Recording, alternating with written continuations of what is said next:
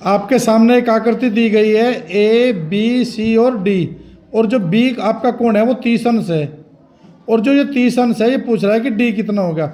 अब देखो जो ए सी है ना आपकी, ये जीवा है, तो इस जीवा पर ये जो समान कोण आपके बन रहे हैं, तो जो बी कोण होगा आपका वही आपका डी होगा। तो ये 30 है, तो ये भी कितना हो जाएगा आपका 30। कितना होगा ये 30। और इसे बोलेंगे एक ही वृत्तखंड के कोण है बेटा। ये जब एक ही वृत्त के खंड कोण होते हैं तो वे आपस में बराबर होते हैं। नेक्स्ट आकृति दिखाई दे रही है तुम्हें, देखो यहाँ पे ये 30 अंश है आपको दिखाई दे रहा है, और देखो ये व्यास है आपका, जो व्यास होता है, और यहाँ पे परिधि पर यदि कोई कोण बनता है तो वो 90 अंश का बनता है। तो 90 अंश मतलब इसने 30 अंश दे दिया, तो इधर कितना बच गया आपका 90 होने के लिए 30, तो ये 60 बच गया। कितना बन गया ये 60। अब हमें 90 में से मैंने 30 घटा के 60। अब देखो फिर यहाँ पे वो फिर परिधि पे कोण बन रहा है आपका, दिखाई दे रहा है, तो ये होता है आपका 90। ये रहा, ये व्यास है आपका, व्यास से यदि परिधि पे कोई कोण बनता है तो वो 90 अंश का बनता है। तो देखो यहाँ पे 90 तो ये हो गया आपका, और 60 ये हो गया, 90 60 आपका हो गया 150। अब 180 में से हम ये 150 निकाल देंगे, तो कितना बच गया हमारा ये 30 अंश बच गया।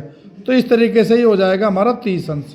नेक्स्ट आकृति देख लीजिए, देखो यहाँ पे भी यही है, ये देखो यहाँ पे एक ही वृत्तखंड के कोण है, ये वृत्तखंड है आपका, और इससे ये 45 बना हुआ है आपका, तो ये भी कितना हो जाएगा ऐसा आपका 45।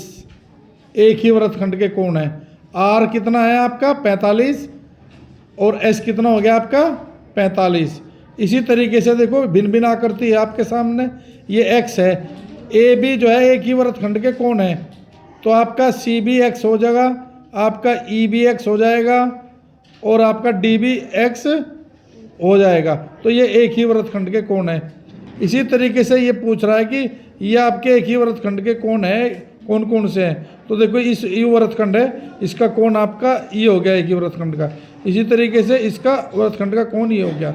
यहाँ पे देखो ये दिखाई दे रहा है वृत्तखंड है, तो इसका वृत्तखंड का कोण कौन बन गया आपका, ये कोण बन गया।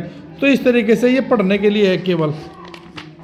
नेक्स्ट देखते हैं, फिर देखो यहाँ पे ये आकृति दी है अगली, ये एंगल दिया है, तो ये ए ओ सी पूछ रहा है, ये नीचे का ए ओ सी पूछ रहा है। हम जानते हैं कि जो यहाँ पे होता है वो ये वाला इसका डबल होता है, तो ये 100 है, तो ये कितना हो गया आपका 200। अब 200 का दो यहाँ पूरा होता है ये 360। अब 360 में से हम ये 200 घटा देंगे, ये आपके हो जाएंगे 160। तो इस तरीके से हम भिन्न भिन्न आकृति के कोण ज्ञात कर सकते हैं।